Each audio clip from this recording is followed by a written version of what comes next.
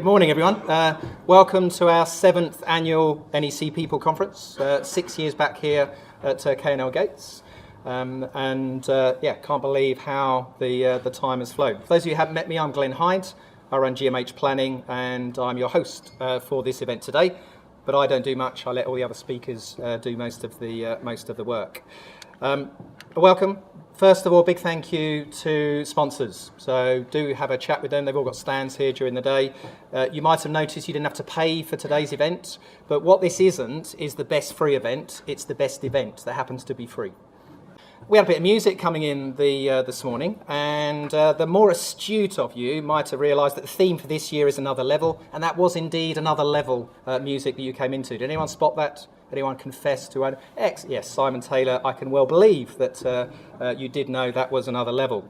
At the weekend, I went on to Spotify and thought, I wasn't even sure. I knew they were a famous band, and I thought, well, I'll just play their intro music.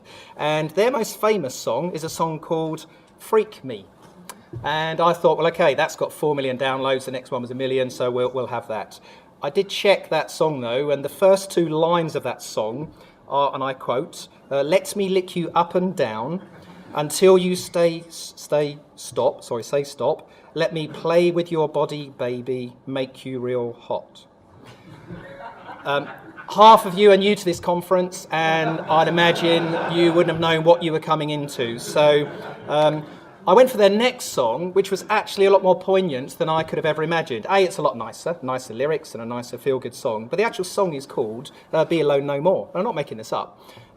This is their second most popular song, and as a group community, and all of you are in this LinkedIn forum, and if you're not, I don't know how you got an invite, so leave immediately, but if you're not, try and join. So most of us are in our LinkedIn forum, and within our LinkedIn forum, I believe that you should consider that you are indeed not to be alone no more. Because as a community, you've got a wealth of support out there. You can ask questions, you can have debates, and as a community, it is indeed a thriving community. So it wasn't that irrelevant. Since last year's conference, what's happened? Well, nothing too much really out of the ordinary. Fairly run-of-the-mill year for things, and I'll let you decide which of those events is actually the more outstanding event or surprising event. Within our LinkedIn group, we've got to continue growth. It is an invite-only group, so we keep recruiters out, well, apart from Technology Resourcing, who are our sponsor, but we keep those people out, and I think that's why it's done so well. It's the biggest discussion forum. Thomas Telford, the authors of the contract, have their own LinkedIn group, and I don't know how many's in theirs, but it's 2,812, and we've got 5,706 with... thank you. So we got 900 members join this year, but it is invite only. So we do keep people who aren't relevant to the group out. We keep recruiters out, and I think that's what keeps the group fresh. So again, this year more than ever, we've had an increased level of discussions, and you've got a library of discussions within the group. And I've just done that exercise where I've archived all of the last year's discussions, and they're now available to download. So if you're new to the group, you can go in and look at a 5-page summary of all of the discussions that have gone on, how many comments are there, and you can jump straight to that particular group. This is self-managed. I don't consider it as my group, although I set it up. It's managed by you, the community, and we keep each other in check and very constructively. So I don't see someone raises a question and someone else steps in and says, "God, you're an idiot, don't you know that?" which I see in other groups. It's a very constructive forum. And this year we've had a great run. Not one comment has had to be deleted. Not even one of yours, John, this year. It's literally not one comment because it's self-policed and a very constructive forum. So that's the screenshot of our forum. So 5,701 as it was on Monday. It's 7,006 now. And there's our archive list of all the discussions. So if you join the group, you can jump straight to that.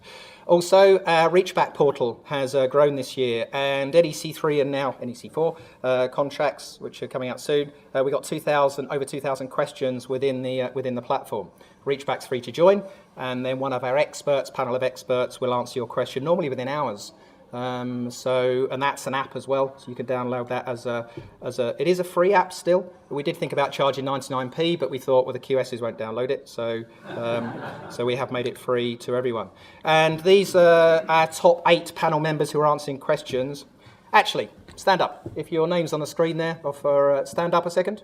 So these are our panel members. I think everyone. Dave? I'm guessing that because you're the only face I don't know. You shouldn't be ashamed. We need your photo up there. So these are amongst our panel members who are answering your questions. Thank you, gentlemen. You can stand down. And we're always looking for experts who are keen to join our panel as well. Coming soon, not exactly a secret to anyone in the room, I wouldn't imagine, in 2 days' time, NEC4. And it's quoted as being evolution, not revolution. So it's something certainly we've been calling for some time, and a very welcome addition. So NEC4.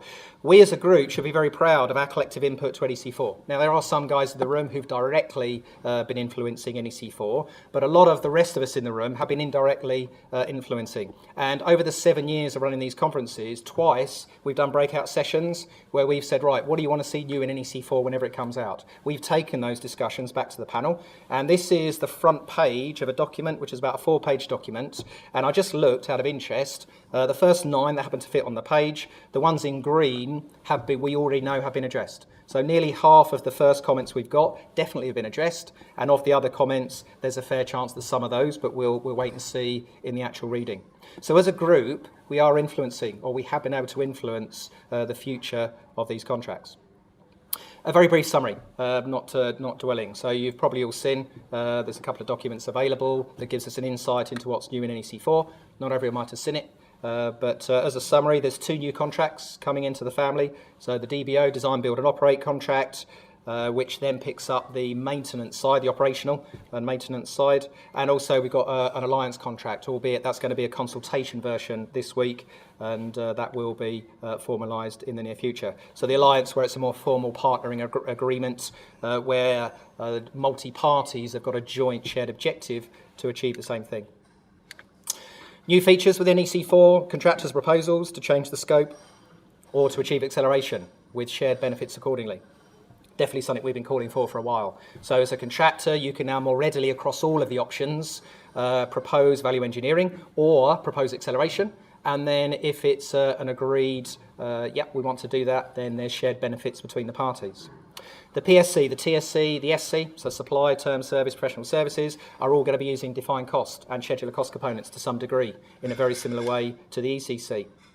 This is an interesting one. I really look forward to this one, a consensual dispute resolution process where there's a 4-week period for escalation and negotiation of dispute rather than jumping straight to adjudication.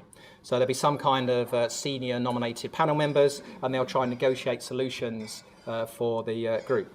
Could be a bit of work for some of us here in the room, where you're trying to put more effort into solving these solutions more amicably. Now, I don't know quite how that works, because obviously it won't be enforceable, but it's a really good intent, and I'm really looking forward to seeing how that will work. Option C, D and F, cost-based contracts, will allow a contractor to instigate a review of defined cost in an attempt to encourage agreement of defined cost as work proceeds. It never happens, does it, that you get to the end of a project and all of a sudden there's new auditors arrive and then there's a whole load of disallowed costs wiped out the account that the contractor thought they were being paid for. Never causes an issue, does it? So at least here there's an intent that we can try and agree some defined cost as we go. Contractors obliged to submit applications rather than the project manager obliged to assess if they don't. So under the contract, if the contractor doesn't put in an application, project manager has to make their own assessment. Okay, fair enough. I don't know that's ever been a problem in my life. However bad a contractor is at managing NEC contracts and pieces of paper, the one piece of paper they always seem to manage to a surprisingly good level of detail is how much they want paying. So I think it's fine that we've got that, but I don't think it was really a big issue before. There's a requirement for the contractor to issue quality management system plans, a bit like the PSC, so that will now be introduced. The term employer has been replaced to the word client, so that will be consistent across all the contracts. So we just got a couple of new words to think of. The terms works information, service information, and their respective contracts are now changed to scope. So it's no longer works information, it will be scope. So I think this just makes common sense that we're trying to have more consistency across the different contracts.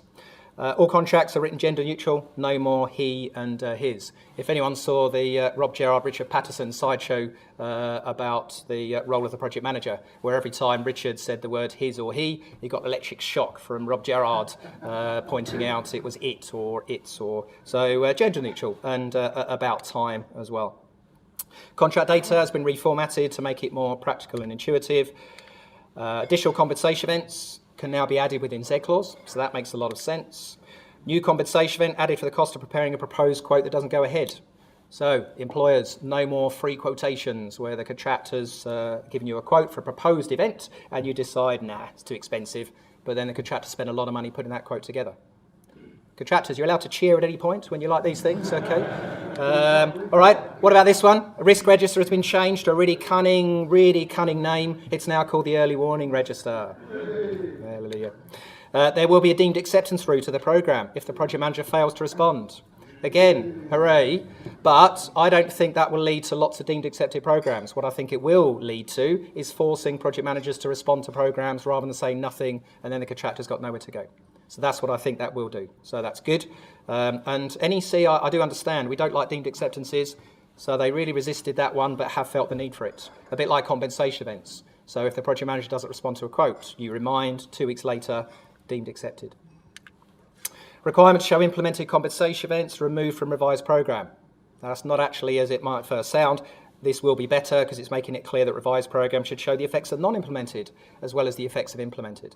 Now, I do trust the authors will have got this right. I was a little bit worried when I heard that, but I look forward to reading that and I'm sure that will be okay. So the inference will be that you show the effects of non-implemented compensation events, but obviously only reflecting plan completion. In terms of secondary options, contractor can propose changes to the scope, which would reduce maintenance or running costs. Design and build, secondary option. Specifically, ECI is now a secondary option, and there's also one for BIM, so business information modelling as well. Schedule of cost components, a bit of an overhaul. So Richard and Mike today will be talking about money, so they might touch a little bit on this. Won't go into massive detail, but there are some fairly significant, I reckon, changes to the schedule of cost components. For one, there won't be this option to use the shorter schedule if they want to under option C, so it'll be the full schedule.